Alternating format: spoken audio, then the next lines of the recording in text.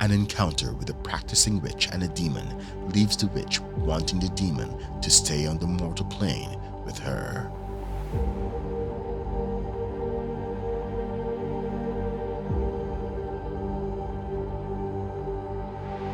Caught in Her Spell, written by Astrophile, narrated by Rodney V. Smith. I should have known better than to enter an abandoned library alone with a demon, but whenever I looked in her eyes, I couldn't help but get caught in her spell. The more I spent time with her, the more I knew that there was no other place I'd rather be than right in her arms, holding her close. "The coast is clear," Calliope called out from inside, and I went in after her. I wasn't sure what I was expecting of an abandoned library, but nothing could have prepared me for how dark it was inside. If it wasn't for the windows high up on the wall, allowing a sliver of moonlight to sneak into the empty hallways, I'd be unable to find even Calliope a few feet away. Fortunately, I could see her and really take in her beauty. Her long, flowing pink hair framed her face perfectly. Those blue eyes of hers could make me do anything with just luck, which is how I ended up here with her. And those lips, those oh so pouty pink lips, how I wish I could kiss them. Focus, Ophelia, focus. Remember what we came here for. Endless rows of bookcases started a few feet away from us and kept going on and on and on for as far as I could see. If the book we needed was in one of those, we'd be stuck searching for hours. The more I thought about it, the more I was starting to feel like I underestimated this whole thing. All we knew between the two of us was that there could be some ancient literature about demon summoning, and it could possibly, maybe, be in this library. Calliope didn't tell me much more than that someone had summoned her to the mortal plane, and it had gone terribly wrong. Maybe I should have asked for more details before rushing over here. I looked over at Calliope again, and I could feel the part of my brain that said this was a terrible idea slowly growing quieter and quieter. Forget the fact that we might not even find what we were looking for. Forget the fact that this abandoned library was exactly the kind of place my professor said to never enter. Forget the fact I was alone with a demon I barely met a few weeks ago. All that mattered now was our mission, and maybe afterwards, a little celebration? I turned around and used my magic to lock the door, as we planned. Calliope and I knew that our search would take some time. Anyone who had ever visited a library before knew that finding the right book you needed took a lot of searching and reading and researching and more reading. Finding a book in an abandoned library would be even harder, especially if you didn't have any librarians around to make the search easier, and also especially when you kept getting distracted. "Did you lock the door behind you?" Calliope whispered in my ear, making me all too aware of her body so close to mine. There was nothing more than I wanted to kiss her on the lips, but I knew it was too soon for that. If I dared to make a move this early, there was a chance I'd scare her off. I, I, uh, I slowly nodded, unable to form a coherent sentence without stumbling over my thoughts.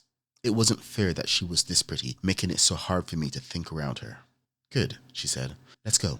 We've got no time to waste." She reached for my hand, and I let her hold it, my brain short-circuiting by the contact.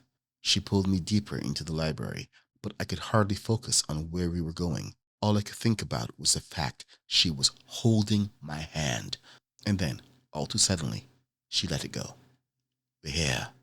She gestured to a door at the back of the library, a door that had the word "warning" written all over it in capital letters. Even I, who didn't care for signs or being told what to do, knew this was a bad idea. This library must have been abandoned for a reason, and whatever lay behind that door was probably not worth being with her. Or was it? I looked at Calliope again, her blue eyes twinkling with excitement. She looked so happy to have found this door, happy that I was here with her. The way she smiled was adorable. Maybe going behind the creepy door was worth all of this and more. Maybe it wouldn't be that bad. Calliope seemed to notice my hesitation because she took a step back from the door and looked down on me, reminding me all too well of our height difference. "Is something wrong?" she asked. We'd only known each other for a few weeks, yet she seemed to know me all too well. "It's nothing," I lied. "We should continue with our search. Are you sure it's here?" "I've read about your world before. Calliope said. Libraries used to have a separate section for arcane books. Newer libraries don't have it anymore because some have deemed it too dangerous to have that kind of knowledge easily accessible. So we should start our search here. I nodded. It made sense given the kind of book we were looking for. I hadn't thought that far ahead, so I appreciated the fact that Calliope did. But she probably only knew that because of how desperately she wanted to go back home, wherever that was. I hadn't thought of asking her yet. Any idea what the book might look like? Somewhat, Calliope replied. I can probably guess based on the title, but there isn't really a specific cover I'm looking for. Maybe there's a spell you could use to help us look faster? Maybe, I said, trailing off in thought once again. I knew she wanted my help, more specifically my magic, to find a way home, but I had hoped that somewhere along the line she'd forget about her mission and decide to just stay with me here. It took us a long time to find this place, and in that time, I had grown quite fond of being around her. And as foolish as it was for me to admit it, I hoped that she might feel the same way. Ophelia, Calliope called out, are you ready to go inside? I looked over to find her staring at me and felt a blush growing across my cheeks. I didn't mean to space out again, but it was so hard to stay focused when all of my thoughts were filled with her. Yeah, I'm ready. Let's go inside, I replied. Calliope reached forward to grab the door handle, but then stopped in her tracks. I have a feeling that you want answers. She turned to face me. I realize I never told you how I got here. I looked down at my feet. I did want to know what happened, in case that information would help me get her home, but at the same time, it wasn't really my place to pry into her past either. Better to get it over with, right? She stifled a laugh. But first things first. How much do you know about demon summonings? I need to know how much I need to explain. Only that it's reckless, I answered. I haven't gotten that far in my coursework yet. Well, to put it simply, when a demon is summoned to the mortal plane, they become bound to whoever summoned them here. And as far as I know, the only way to return to the netherworld is if the person breaks the contract they made and releases me. But, well, you see, silence filled the space around us. Calliope looked lost for words, which was a first for her. You don't have to tell me if it makes you uncomfortable, I said. She took a deep breath and quickly said, So, the person who summoned me is dead. And yeah, so that's basically why I'm trapped here and I'm trying to find a loophole. Oh, I'm so sorry that happened. I lifted my head and met her gaze. It sounds horrifying. It's okay, she sighed. It was my first time being summoned and I don't know how it all happened so fast. One second I was staring at this human and the next there were... You don't have to finish that sentence, I said. They were sliced in half, she mumbled. It's not your fault. I reached forward and patted her shoulder, trying my best to comfort her. Well, actually, she paused. Never mind. You don't need to know the gory details. I just wish things were different. I was looking forward to seeing the world for the first time, but you're trapped to a small radius around their dead body? For someone who says they don't know a lot about demon summonings, you've got good intuition, she smiled. You're right, though. I got lucky to have met you and found this place. Maybe it's all the time we've been spending together, I teased. Some of your knowledge could be rubbing off on me somehow, without either of us even trying. Who knows? Or maybe you're just crazy smart and you don't even know it, she added. The more she complimented me, the more I felt like I was melting. If I didn't tell her how I felt soon, I feared I'd soon be reduced to a puddle on the ground. But it was nice talking to her like this. I felt like I had known her for way longer than I actually did when we talked like this. Calliope coughed. Well, we should go inside. She gestured to the door. The warning label stared at me, but it was no longer as intimidating. The book wouldn't find us after all.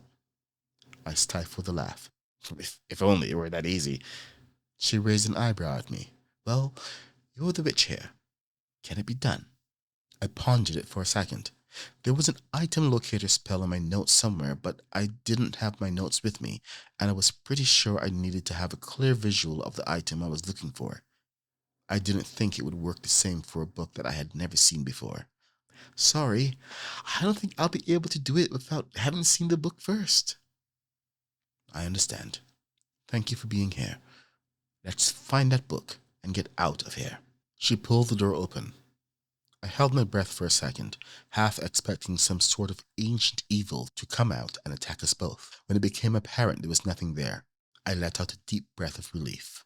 I came so unprepared that if there was something, I wouldn't know what to do. Calliope was the first to enter, and I followed in after her, covering my eyes to allow them to adjust to the pitch darkness of the room. A flick of my wrist later, I lit a small fireball to light up the room. The warm glow illuminated our surroundings, making it easier to look around. The books in this small section of the library looked so much darker, so much more threatening. To think that this kind of knowledge of the dark arts had been hidden away here all this time. Fortunately for us, there were definitely fewer books in here than the main library. A small table with 2 chairs sat in the middle of the room, while the walls of the room were lined with shelves from top to bottom. Books upon books stared back at us, daring us to pick one up and read it. Meanwhile, Calliope looked like a kid in a candy store. Her eyes flitted from side to side, taking it all in. I worried that if I didn't stop her, she'd spend all night trying to read every book in here. I've never seen so many books about the occult arts all gathered in one place, she said, covering her hand over her mouth. To think these were all left here, never to be found again. Yeah, it's really something, I said, trying to show interest. The more time I spent in this tiny side room, the more worried I became of us accidentally unleashing some greater evil. But then, all I had to do was look over at Calliope, and all of my worries magically disappeared. If she wasn't worried, then why should I be? We'd figure this out together. We had to. What felt like hours passed of Calliope humming along, picking up book after book and glancing at it before placing it back. I followed her at a distance to bring the light near her. What about this book? She asked, holding out a book toward me. The title on the book looked like it was written in another language, and I gave her a confused look. Oh, right. I forgot you can't read Day. It just says all about demon summonings, she explained. I guess this could be the elusive book we were looking for all along. Doesn't hurt to give it a try. Did you, want to read it then? I guess I can read it to you, and you can tell me if anything stands out to you. Sure. I sat down on the ground and looked up at Calliope, who found a way to make leaning against a creepy old bookcase cool. She just had that natural, cool energy about her. I reached to touch my cheek, wondering if she could see how furiously I was blushing right now. But when I checked, Calliope's focus was wrapped up in the book she gingerly held, as if it was the last copy in the world and she was afraid that the slightest touch destroy it. To summon a demon, you must... She laughed. Wow, this is written using some very old-style slang. I wonder how old this book is. Centuries? Happy pretended to take offense at that. Do I look that old to you, Ophelia? No, you look great, I teased back. Not a day over 1,000, in fact. She cleared her throat. Right. We should get back to reading. I should get back to reading. I nodded. Please, continue. As Calliope read on and on about the technicalities of demon summoning, I tried my best to listen, but found myself getting distracted anyways.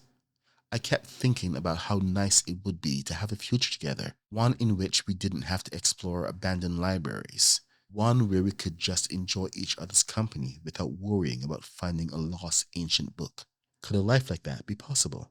Somehow, I tuned back into listening to Calliope read just as she covered the concept of transferring contracts, and the wheels of a new idea began to spin in my head. Once Calliope finished reading, she threw the book on the ground, glaring at it. It feels like nothing in this has been useful so far. It just says what I already knew about needing the original human to send the demon back to where it came from. Literally had nothing new. Now was my chance. I picked up the book and held it out to her. What about the part of becoming bound to another human instead? That part sounded promising. She grabbed it, flipping it to a page in the middle. Where would I find someone willing to do that? What if you were to become bound to me instead? I suggested. Calliope looked up at me and down. Are you sure? But then that means that you'll be stuck with me for as long as you live, until the day you can find a way to release the bond we've made. What if I want that? I looked away, a blush quickly spreading across my face. For once that day, Calliope didn't say anything. What if she didn't want that? What if I was imposing on her? What if I had made things awkward and nothing I did would ever fix it? I would actually like that a lot, she finally said. When I looked back at her, I noticed she was also blushing. You don't have to hide your feelings for me, Leah. She reached forward, brushing a strand of hair out of my face. I know how you really feel about me. It's been all over your face all day. Well, started, not sure how to ask the question burning in my mind. Don't worry. I feel the same way, she answered, as if she was reading my thoughts. Really? I couldn't help but let my emotions get the better of me as my voice started raising an octave or two. I'd be lying if I said I wasn't dreaming of this moment all this time. Well, why don't I answer you with this? She pulled me in closer, just like I had been dreaming about for ages, and I closed the distance between us. Our lips touched for just a brief second, but I held her before she could pull away. The kiss quickly deepened, and I found myself wanting more, and I could see that she felt the same way. A few moments later, we broke apart to catch our breath. Are you sure you're okay with this? She asked me. I'm more than okay with this, I answered. Now kiss me like there's no tomorrow. Gladly. The end. Ren is a speculative fiction writer who loves writing stories centered around themes of identity and what it means to be human. When they're not having existential crises or generally causing chaos, you can find them rambling about their current hyperfocus.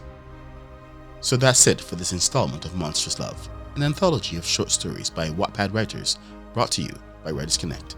There are 35 stories by some amazing writers, so make sure to subscribe if you want to know the instant a new story drops. We're publishing at least 2 new stories daily from February 1st to the 14th, so there's lots to check out. Don't forget to click the like button, and you can also leave us a comment to tell us what you think. For WritersConnX, I'm Rodney V. Smith, and I'll see you in the next one.